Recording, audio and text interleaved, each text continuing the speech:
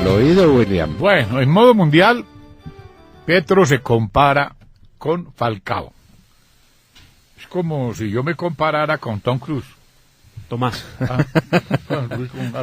Tom Cruise. Bueno, pero ya se comparó con Bolívar, ya se comparó con Chávez, ya se comparó con Gaitán, ya se comparó... Monse, ¿oí?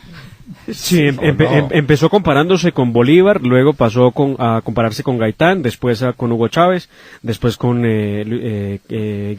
Galán, y lo más reciente se declaró alvarista. Se declaró alvarista, sí. Está bien de ego, ¿no? Anda bien. Y ahora se cree Falcao. Falcao. Sí, y ahora habla de un acuerdo sobre lo fundamental. Monse, es como que yo me comparara con Tom Cruise. Ya quisiera Tom Cruise, William. ¡Ay, divina! No le diga eso porque ¿quién se lo aguanta? ¿A quién se lo va a aguantar el gordo? No, bueno, digamos tan horrible. Vamos a escuchar. Lo toma en serio, Monse. Sí, Monse sabe que sí. Bueno. Para mí, William, usted es como Tom Cruise. Divina. Vaya practicando el salto del helicóptero. Después de haber comido mucho. Vamos. Arrancamos con la carta de el señor que está haciendo un préstamo de 1.500 millones de pesos. ¿Cómo es el cuento? Una recolecta. Estamos hablando de Humberto de la Calle, que esta mañana le dijo no a Gustavo Petro, quien tenía la firme esperanza que esos más de 300.000 votos llegaran a su segunda vuelta presidencial. Le escribe lo siguiente Humberto de la Calle a Gustavo Petro en la respuesta a la carta de hace 3 días. Dice Humberto de la Calle: estimado Gustavo, comienzo por agradecer su generosa carta. Como dije el 27 de mayo, después de mi estruendosa derrota, parecería un acto de vanidad o de estupidez, o ambas, dar consejos electorales. Si no pude convencer de votar por mí, suena extraño que logre persuadir a los ciudadanos a votar por otro. Así empieza la carta. Muy sincero. Muy sincero, bueno, sí. Está muy bueno. Muy humilde. Sí. Okay. No me pida lo que no tengo. Claro, y tiene toda la razón. Claro. Si no votaron por él, mucho menos van a votar por el que nunca. Le dice lo que todos los colombianos están pensando. ¿Por qué no le pediría una plática para pagar el sobregiro? Claro, le dice: yo con esta pobreza, ¿usted qué me viene a pedir a mí? Más bien consigue y me presta. Pues ahí va la vaca. Mira, han recogido ya 722 millones. Son 16.765 personas las que han aportado y quedan 16 días para recoger pues otros 800 millones. Bueno, ¿y qué es lo que piensa esta niña distinguida, Claudia López? La más reciente adhesión de Gustavo Petro, doña Claudia López. La Petrufia, ¿cómo es? La chimoltrufia. La chimoltrufia. Como dice una cosa, dice otra. Escuchemos, esto decía Claudia López hace apenas 20 días, en vísperas de la primera vuelta presidencial. Tú tienes una historia y unos resultados que también asustan. O sea, a nadie en este país se le va a olvidar que tú trajiste a Hugo Chávez por primera vez, que hasta el año pasado defendías a Maduro. Hoy, como todos los políticos, tratas de posar, de que no, mentiras, no eres tan cercano, la verdad es que nunca has dicho que Chávez te parece el líder más extraordinario. Hasta la semana pasada fue incapaz de condenar una entrevista que Chávez había sido un dictador. Incapaz en la entrevista, hasta la semana pasada. Entonces, es un juego muy perverso. La política es dinámica, ¿no? Sí, eso iba a decir. Me quitó la palabra. Protesto, Sergio me quitó la palabra. La política. Está leyendo pensamientos ya aquí. Le dice perverso, le dice, bueno, cuánta cosa le dice, y por Dios, si usted es amigo de Chávez y no fue capaz de decir lo contrario hasta la semana pasada que viene a posar aquí, pues entonces ahora es su aliada. Pero doctor, ¿eso significa que ella es perversa o qué? O sea, yo creo que sí es perversa, vea, el hecho de que lo hagan firmar a uno sobre mármol unos compromisos, eso es ser uno muy perverso con la otra persona. Bueno, los oyentes no creen en absoluto, claro, por lo menos ese cuento del mármol. O sea, mire, los oyentes recordaban que Santos también dijo lo mismo. Sí, claro. Mira, ¿qué pasó, no? Pero o sea, ¿será que Petro supera a Santos en mentiroso? Sí, yo creo que sí, esa estrategia publicitaria estuvo muy mal, o sea, muy mal el que se la ideó, porque obviamente todo el mundo lo asoció con Santos y sabe que si a uno lo hacen firmar es porque no confían en uno.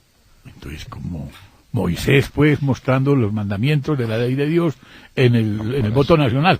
Santos también escribiendo en mármol que no aumentaría los impuestos. Vaya viendo. Entonces ahora Petro diciendo que no expropiaría, que no acabaría con el petróleo, vieron, ¿no?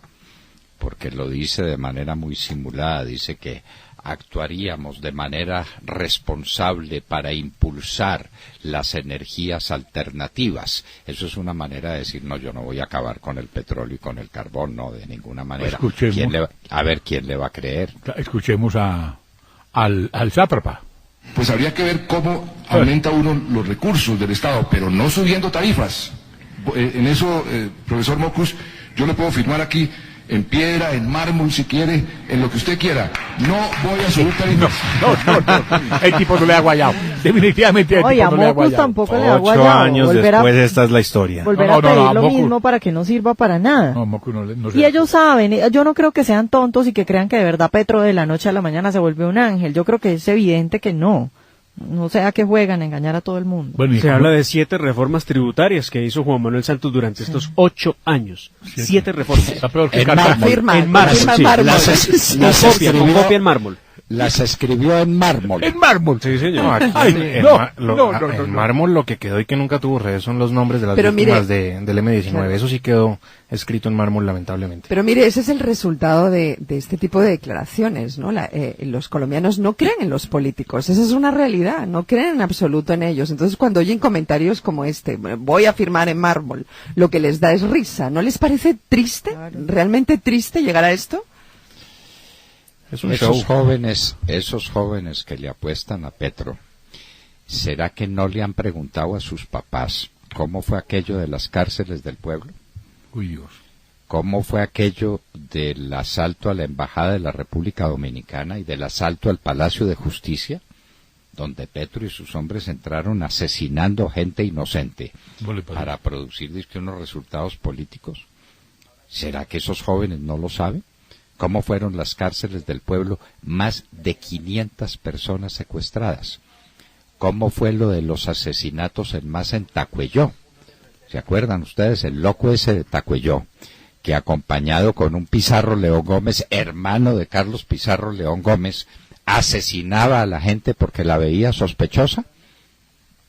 Y entonces esos jóvenes no saben eso, no tienen ni idea.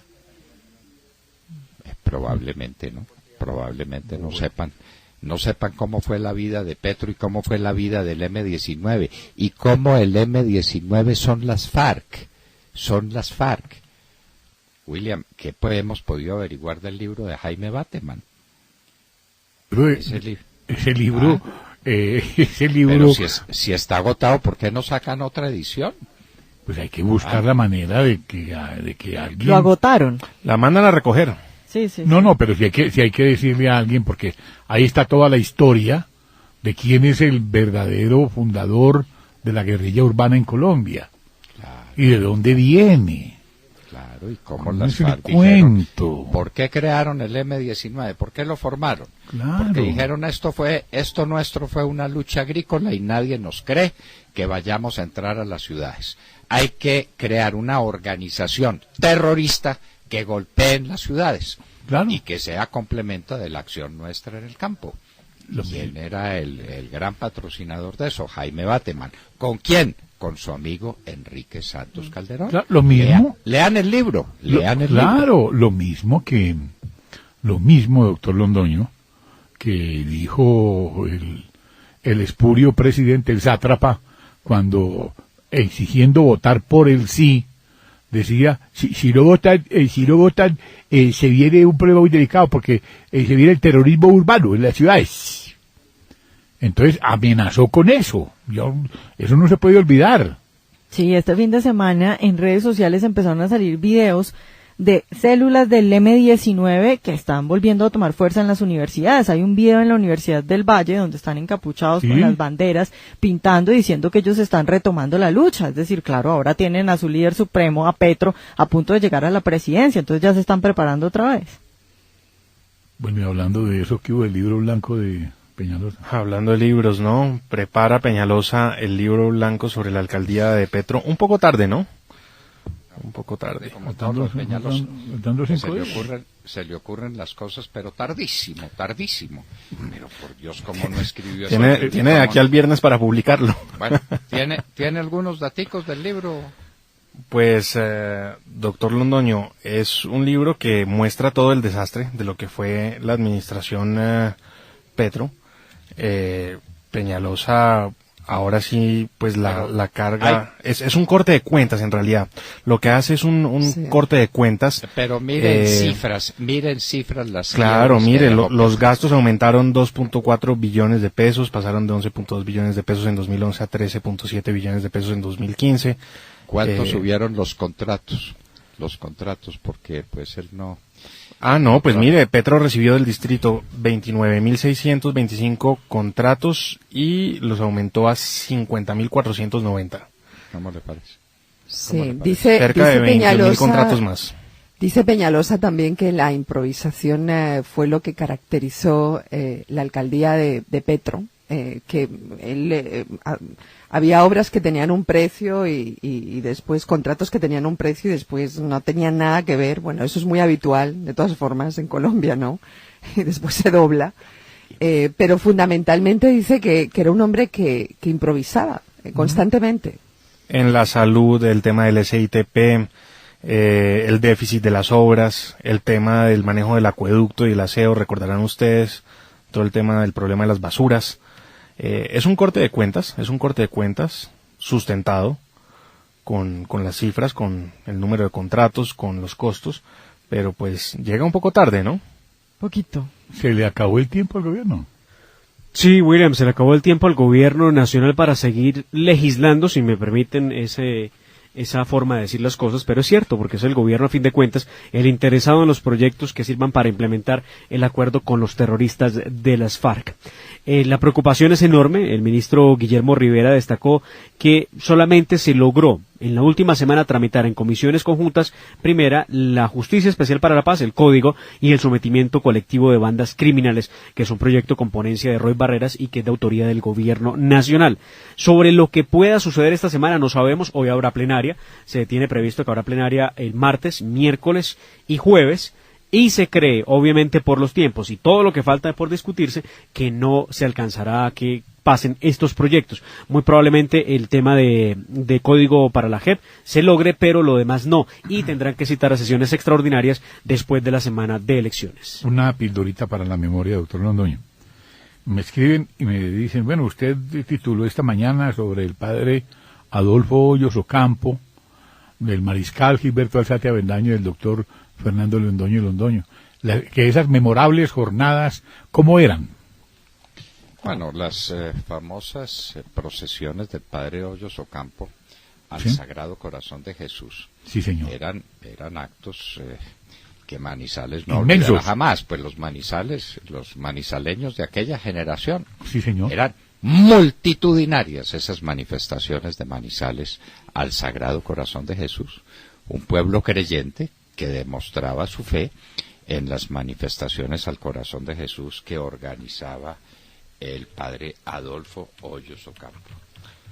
Y las grandes gestas políticas de el mariscal Gilberto Alzate Avendaño y su papá, que eso sí pues pasará a la historia de Manizales, solamente comparables ahora con lo que hizo el doctor Iván Duque en Manizales este fin de semana, doctor Londoño. Una profesión de fe, de esperanza en un pueblo que necesita salir adelante, salir del abismo en el que nos dejó este espurio presidente. Habrá que recordar Manizales votó sin que uno sepa por qué. Por el señor Fajardo, que no conoce la carrera 22. No tiene ni idea. No tiene ni idea. No que haga la cigarra, por ejemplo. Por el eso. polo. Ni sabe eso del café, eso qué es, y eso cómo se cosecha, y dónde se siembra un palo de café, y cómo se siembra un palo de café. No tiene ni idea de nada lo que concierne a Manizales. Pues Fajardo ganó en Manizales, en Pereira y en Armenia, y ahora Armenia y Manizales le hicieron unas manifestaciones espléndidas. Ya hablaremos con Adriana Gutiérrez que nos cuente cómo fue la manifestación en Manizales. Y Pereira lamentablemente no lo pudo hacer porque cayó un aguacero monumental en Pereira. Sí, señor. Pero la gente también quería hacerlo. Teníamos algo relacionado con lo de lo de la agenda del presidente Santos. Sí, está ya en modo mundialista, está un poco desparchado aparentemente, publica la agenda. No tiene nada que hacer. Presidencia hoy no tiene consejo de ministros de 7:30 a 9:30, deben estar empezando, si es que ya llegaron todos puntuales. A las 9:30 terminan su consejo de ministros, 2 horitas más para hablar de cómo les fue en el puente. No, y de la renuncia del lunes, porque la noticia es que habrá crisis ministerial a partir del lunes. Sí, señor. Sí, Se dice que son varios los ministros, ¿no?, que salen, que hay uno que particularmente ya tiene las maletas bien empacadas. La directora de Coldeporte se va, viene a suceder, le entrega la posta a la gobernadora Dilian Francisca, la señora Clara Luz Roldán va para la gobernación del Valle. La rueda de prensa, ¿qué pasó en la rueda de prensa ayer? Porque es que, este fin de semana, que uno Pues, fue algo como para uno hacer fuerza. De hecho, ya Ingrid Betancourt se encuentra nuevamente en Francia, pero antes de irse entregó rueda de prensa, sí, ella solamente venía... Ya se volvió, sí, ya se volvió, ahí pusieron la foto de ella. Los colombianos muy acuciosos le tomaron fotografías en la primera clase del vuelo que la llevaba a Francia, y las críticas han sido... Bueno, para ir a votar a París. Sí, entonces, ir a votar por Iván Duque a París. Pero ¿cómo fue la rueda? ¿Cómo fue la rueda de prensa? Pero hay un video de ella. Es que a propósito de eso es lo que voy a decirles. Es que va a ir a votar por Duque a París porque miren ustedes lo que dijo Ingrid Betancourt sobre Iván Duque y sobre el presidente Álvaro Uribe Vélez en la rueda de prensa. Y la vicepresidente Robledo se torcía, se fruncía. Yo dije, se va a quedar arrugada. Donde tenía a su derecha Gustavo Petro, a su derecha Ángela María Robledo, de su izquierda Gustavo Petro. Pobre Ángela María Robledo, casi le da un infarto. Y es que, ¿cómo no?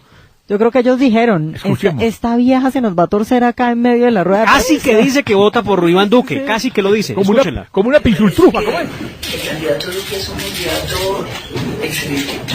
Yo lo veo a él y veo sus propuestas y me parecen extraordinarias, bien armadas, serio.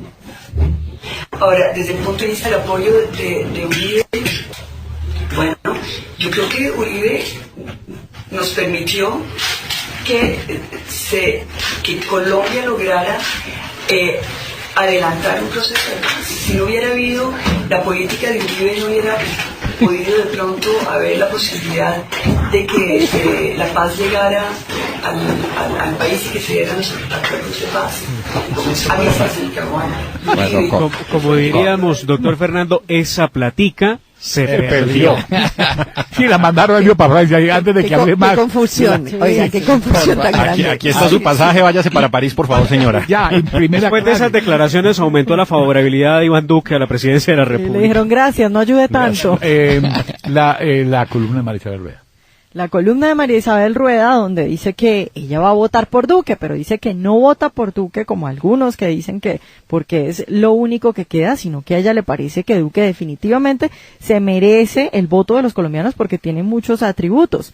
Resalta, por ejemplo, 2 puntos que Duque dice que quiere cambiar del Acuerdo de La Habana, y entonces habla, por ejemplo, de separar hacia el futuro, sin efectos retroactivos, el narcotráfico como delito conexo del político. Y también de resolver la incompatibilidad de que un hombre condenado por un delito de lesa humanidad pueda continuar acudiendo al Congreso como si nada. Dice que tampoco le asusta que detrás del doctor Duque esté el expresidente Uribe. Dice que ella no es fanática del expresidente y que es evidente que la figura de Uribe no va a desaparecer de la vida política, pero que a los que les preocupa esa situación, pues que ella cree que es evidente en todo lo que ha hecho durante esta campaña Iván Duque, que no es para nada, como dicen, un títere de Uribe y que es completamente independiente, pero que lo va a tener como un consejero y que eso es algo bueno. Entonces termina su columna diciendo, de manera que yo por Iván Duque voto sin miedo, a diferencia del otro candidato por el que habrá miles que estarán votando con miedo. ¿Qué tal? Bueno, porque si muchos piensan que detrás de Duque está el expresidente Álvaro Uribe, muchos saben que detrás de Petro está Maduro, ¿no? O sea que... O Timochenko, que ha dicho que va a votar por... O Timochenko, entonces... Pero es que Timochenko dio a entender que va a ganar Duque. Es muy clara, ¿no? Yo no creo que sea un títere. Sí, no, yo creo que es Iván evidente Duque que no. de Uribe, ni mucho menos, no, en absoluto. Pero sí creo que una gran cantidad de votos son de Uribe. Eso también lo Claro, sé. ese es el punto, que la gente utiliza eso Sí. como para quitarle votos, pero eso antes le pone votos. Es decir, Claro. a Uribe lo quiere mucha Bueno, gente. y Uribe. una pregunta para el doctor Londoño. A ver. ¿Por qué canceló el papá la audiencia con Juanpa? Ah, bueno, eso sí no tengo ni idea. No tengo ni idea. No. Pero el Esa presidente plática Uribe se tuvo perdió un también. cuento buenísimo con el ataque de las abejas, que por qué se asustaron las abejas. Y dijo Uribe, porque vieron demasiada cantidad de gente, que había una cantidad de gente brutal y que se asustaron las abejas.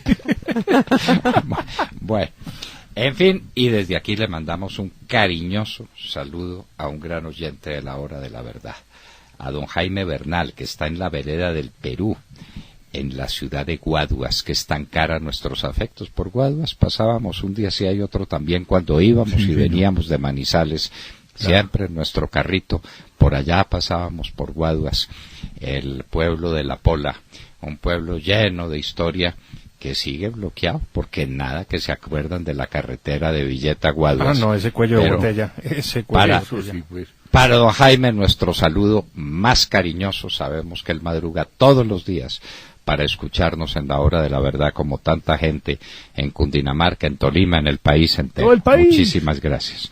Bueno, y vamos que tenemos personas con quienes hablar en un minuto aquí en la Hora de la Verdad. Y hablábamos con ustedes. Al oído.